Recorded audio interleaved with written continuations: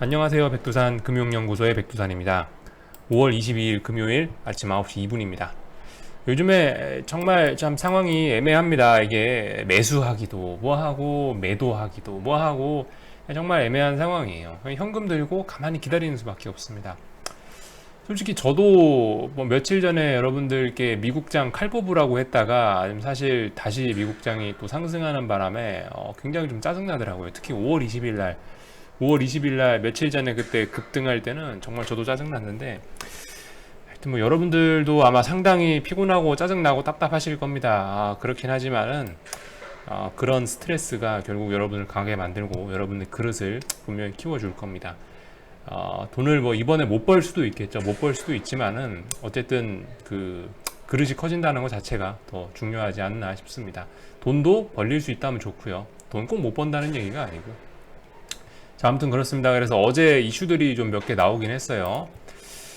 사실 뭐 이렇다 할 시장을 빠뜨릴 만한 이슈라기보다는 그냥 이제 뭐 분위기가 안 좋게 만드는 그 정도 악재들이죠.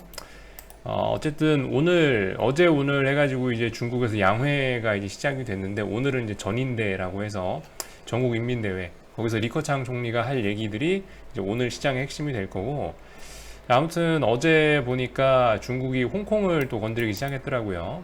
뭐 사실 뻔하죠. 중국 전인대에서 할 얘기가 뭐가 있겠습니까? 중국, 대만, 니네 꼼짝 말고 가만히 있어, 이런 거겠죠. 국가보안법을 만들었다고 하는데, 이거 때문에 바로 미국에서는 상원의원에서 신규 홍콩 국가보안법 시행 제재 법안을 추진한다고 하고요. 정말 세상 돌아가는 게 정신이 없습니다. 그 와중에 폼페이오와 트럼프는 겁나게 뭐 이렇게 입으로만 싸우고 있습니다.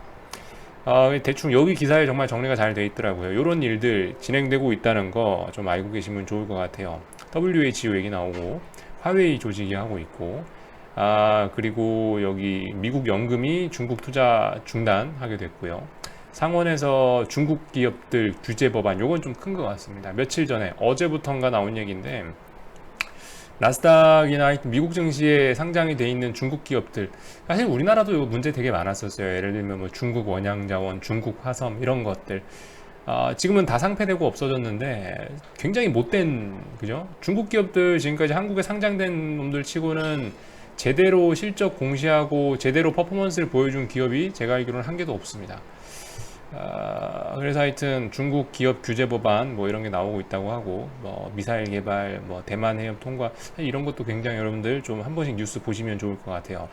지금 대만하고 미국, 중국하고 미국의 무력 충돌 가능성도 솔직히 없지는 않습니다. 그건 사실 굉장히 가능성은 낮지만 이런 것도 있고, 뭐 대만의 신용 어뢰 판매 뭐 이런 것도 있습니다. 아무튼 뭐 이슈들은 그래요. 어제 그리고 파월의장 이런 얘기도 했죠. 전례 없는 경기 하강이다. 갑작스럽고 심각하다.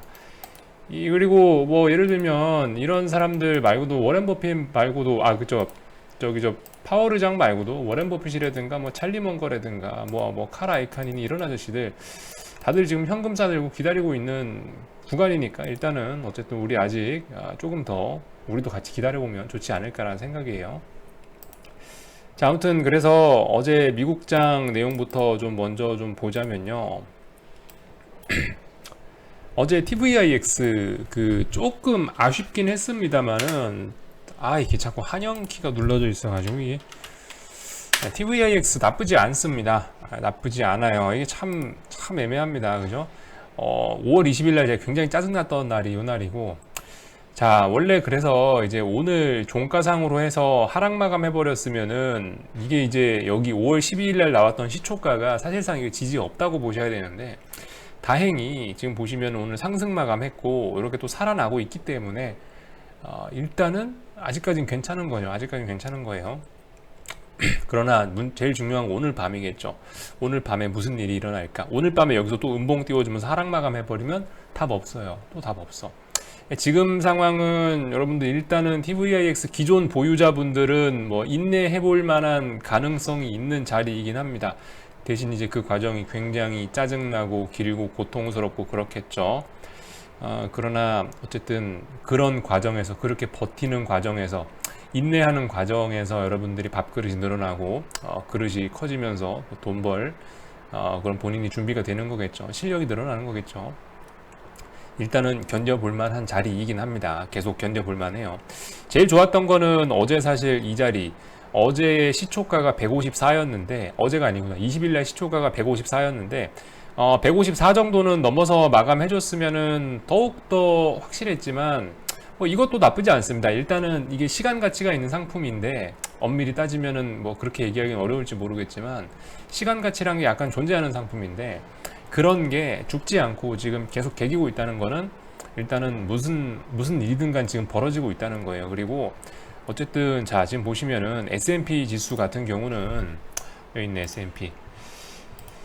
S&P 지수 같은 경우는 지금 보시면 고점이 계속 높아지고 있어요. 그죠? S&P 여기 고점이 슬슬 높아지고 있는데, 그 와중에 TVIX는 어쨌든 저점이 굉장히 높아졌습니다. S&P 고점 높아지면서 TVIX 저점이 굉장히 높아졌다. 여러분들 이거는 일단 다이버전스죠. 예.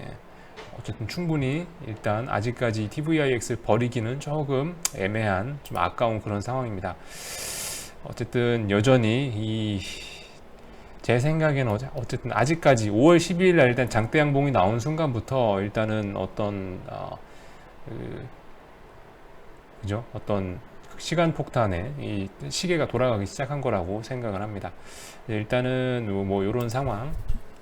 S&P 지수 같은 경우는 사실 어제 S&P 지수 같은 경우는 보시면 그죠, 어제 시초가 붕괴되면 와르르 무너질 수 있는 자리였는데 일단 하루 꾸역꾸역 버텨냈습니다. 말씀드렸다시피 여기서부터 여기 지지력 없고요. 여기서부터 여기 지지력이 없죠. 그죠? 갭으로 한 번에 올라왔던 자리이기 때문에 매물대가 없어요. 어제 안 그래도 쑥 내려왔다 올라오긴 했는데 뭐 일단은 미국장 여전히 가능성은 있는 자리입니다. 그 말씀드렸다시피 2951인가 2950인가 뭐 정확하게 말씀드리긴 좀 뭐하지만 하여튼 2950 언저리가 그 굉장히 중요한 어떤 저항 자리. 그러니까 지금 아직도 이 미국은 여기 있는 이 전고점을 돌파했냐라고 얘기하면 지금 돌파 중이다라고 얘기를 해야 될 것 같아요. 아직 이거를 보고, 이런 상황을 보고 완벽하게 돌파 안착했다라고 얘기하기는 조금 이를 것 같습니다. 아무튼 뭐 미국장 지수에 관련된 얘기는 여기 정도까지 하면 될 것 같고, 하여튼 중요한 거는 환율입니다. 여러분들, 환율이 굉장히 위험할 정도로 많이 상승을 하고 있어요. 자, 오늘 종가가 중요할 것 같습니다만은 제가 말씀드렸죠.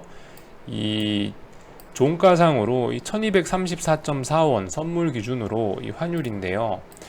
솔직히 어제 한국 환율이 왜 올랐나 모르겠습니다. 어제 밤에. 그리고 중국 위안화도 굉장히 많이 올랐는데 어제 왜 올랐는지 모르겠어요. 솔직히 뭐 대중국 조지는 이슈 때문에 한국 원화가 뭐 그렇게 됐나? 라는 생각이 들긴 드는데요. 아무튼 직접적으로 한국에 뭐 그런 뉴스는 아닙니다만은 환율이 많이 올랐어요. 일단 무슨 이유에서건 간에 일단은 환율이 올랐다는 거는 일단은 외국인이 나간다는 거고 외자 유출, 그죠? 외국 자본 유출이 된다는 거기 때문에 굉장히 주의해야 됩니다. 제가 누누이 말씀드리던 라인 드디어 일단 위로 올라왔어요. 선물 기준으로 1234.3원입니다. 34.3원인데 지금 34.6원이에요. 물론 아침 9시 11분이니까 그렇게 이게 지금은 큰 의미 없을 수도 있습니다. 그리고 이런 중요한 저항은 원래 이렇게 쉽게 돌파가 되지는 않을 겁니다.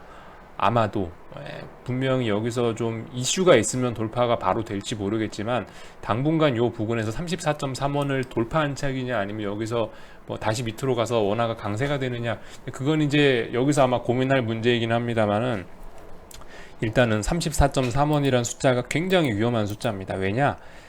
지금 요걸 기준으로 계속 못 넘고 있었거든요. 근데 지금 이거 위로 넘어가면 그러면 다시 제2의 금융위기가 제2의 금융위기가 아니에요. 제2의 주가 폭락이 다시 재현될 수 있다는 가능성을 열어놓으셔야 됩니다. 이거 34.3원이 굉장히 중요한 저항인데 이거 돌파하면 사실상 이거 위에 지금 1299.4원 찍고 왔는데 이거 환율 1300원 그냥 넘어가는 거예요. 무조건 넘어가요. 이거 넘어가면 사실상 이거 그냥 무조건 넘어간다라고 보셔도 큰 무리는 없습니다. 이게 넘어가면 어떻게 된다? 1400원대는 충분히 봐야 되지 않나라는 생각이 들어요. 1400원, 뭐 운이 안 좋으면 1500원대도 볼 수가 있다라는 거. 무슨 이슈가 있어 이런지 모르겠지만 아무튼 뭐 이렇게 되고 있습니다. 굉장히 위험한 거죠. 오늘 당장 이게 오늘 당장 돌파 안착한다 이런 얘기 아니에요. 그런 얘기가 아니고 말씀드렸다시피 요 굉장히 중요한 저항이기 때문에 오래 걸릴 수도 있다라는 거. 근데 어쨌든 제 며칠 전부터 말씀드린 이런 것들을 잘 보셨으면은 약간 흐름이 이해는 좀 잘 되실 거예요. 자, 여기 그죠? 3월 27일부터 4월 10일 나왔던 요 저점. 원래 기울기가 어땠어요? 이거 제가 말씀드렸죠. 원래 요렇게 누워있던 기울기가 살짝 2차로 섰고, 그리고 살짝 3차로 섰다라고 며칠 전에 얘기했죠. 그러니까 뭔가 안 보이는 매수세가 슬슬슬슬 개입을 하니까 이렇게 되는 거예요. 그리고 이렇게 기울기 높아져서 매수 세력이 많아지니까 어떻게 됩니까? 여기 위에 있던 저항을 자연스럽게 돌파하게 되는 과정이긴 한데, 일단 세상 일 어떻게 될지는 모르는 거니까 오늘도 차분히 지켜보도록 하겠습니다. 그래서 한국 환율이 지금 34원을 넘어가고 있다는 게 일단 굉장히 치명적인 거고요. 외국인들은 안 들어와요. 외국인들이 미쳤다고 지금 코스피 2000, 어제 2000 찍었었던 것 같은데, 코스피 그 밑에 1400부터 2000까지 있었는데 그거 1400부터 있던 거 놔두고 2000부터 산다고요? 솔직히 그것도 좀 이상하지 않습니까? 그죠? 그러니까 일단은 외국인들이 들어오는 것도 제가 봤을 때는 쉽지 않다. 어제 말씀드렸죠. 외국인이 한국에 들어올 수 있는 조건, 미중 무역 분쟁 완화, 아니면은 미국의 경기가 좋아가지고 한국에 투자금이 몰린다, 뭐 그런 가능성밖에 없어요. 미국 금리 인상, 미국의 미중 무역 분쟁 완화, 이거 두 개밖에 없는데 지금 그 두 조건 모두 다 해당되지 않지 않습니까? 들어오긴 쉽지 않을 거라고요. 자, 아무튼 오늘 그럼에도 불구하고 한국은 갭상승 출발했습니다. 갭상승 출발. 제 생각에는 쉽게 말해서 죽으려고 올라간 것 같다는 생각이 들어요. 오늘 아시다시피 제가 무슨 말 할지 아시죠? 뭐든지 이 지지와 저항, 그리고 이런 자리 확인이 중요합니다. 어제 보시다시피 만들어놨던 고점 자리가 있어요. 이 자리를 확인하려고 할 겁니다. 오늘 고점 저점 확인하는 날일 거예요. 물론 고점 저점 확인하다가 정말 밑에 지지력이 약하면 쿵 밑에 빠져갖고 그냥 쿵 밑으로 흘러내릴 수도 있는 거고요. 어찌 될지 모르겠지만 일단 그렇게 돼서, 자, 여러분들 만약에 이게 종가라고 생각해 봅시다. 가정합시다. 만약 가정하는 거예요. 자, 이렇게 풋옵션 이렇게 나온다. 이것도 굉장히 또 위험해지는 겁니다. 그죠? 이렇게 되면, 이렇게 마감하면은 지금 이 그림 자세히 한번 봐보세요. 지금 이 그림 자세히 한번 보시면은, 자, 어제 시초가 5월 21일 날 나왔던 시초가 위로 지금 올라와 있죠. 상승 마감이고, 이런 식으로 마감된다고 하면 풋옵션이 이렇게 되면 하락 준비가 급속히 완성이 될 가능성도 있습니다. 어쨌든 제가 요날 말씀드렸는데 5월 20일 날 저녁인가 아마 말씀드렸을 텐데, 5월 20일 날 이런 말씀드렸어요. 저녁에 우리가 운전하다 보면 차에 RPM 게이지 있지 않습니까? RPM 레드존이 있어요. 레드존 이상으로 쓰면 어떻게 된다? 엔진 고장 난다. 근데 약간 느낌이 5월 19일까지는 5월 19일까지는 아직까지 쓸 수 있는 구간이었어요. 근데 5월 20일 날에 레드존을 쳤어요. 레드존을 치고 나서 조정이 필요한데 5월 21일 날은 어떻게 되냐, 더 올랐어요. 이건 꺾었습니다. 이건 쉽게 말해 계기판 꺾었다는 표현을 쓰는 게 맞을 것 같아요. 제 생각엔 약간 그런 느낌입니다. 오버슈팅일 가능성이 좀 높아 보입니다. 아무튼 그래서 어쨌든 중요한 건 종가예요. 이렇게 얘기해봤자 종가상으로 올라버리고 종가상으로 풋옵션이 죽으면 의미 없는 건데, 어쨌든 종가가 중요합니다. 그래서 종가상으로 요런 풋옵션이 저런 그림 나오고 이런 식으로 이런 그림 나오면은 하락 준비 거의 돼 가는구나, 하락 준비 반 이상은 마쳤구나 라고 생각하시는 게 좋을 것 같아요. 환율 굉장히 위험합니다. 얘기하는 순간에도 1235원. 솔직히 공격적으로 하실 분들은 환율 이미 이렇게, 이것도 종가가 중요한 거예요. 결과적으로 종가상으로 오늘 34.3원 위쪽으로 안착해서 나온다면은 이거는 진짜 앞으로 외자 유출 본격적으로 된다라는 위험한 신호거든요. 잘 주목하셔야 되겠습니다. 위안화도 똑같아요. 지금 모습이 보시면은 USD CNH, 위안화도 어제 굉장히 많이 올랐어요. 위안화도 굉장히 많이 올랐습니다. 7.13이에요. 7.13. 여러분들 7.13. 이거는 역외 환율이니까 정확하게 말하면 그 위안화 정규 환율하고는 또 조금 차이가 있을 수는 있습니다만은, 어쨌든 이것도 굉장히 위험해요. 굉장히 위험해. 지금 여기 전고점이잖아요. 전고점 부근에 이 저항을 지금 소화한 모습이에요. 소화한 모습. 이거 넘어가려는 모습입니다. 굉장히 주의해야 돼요.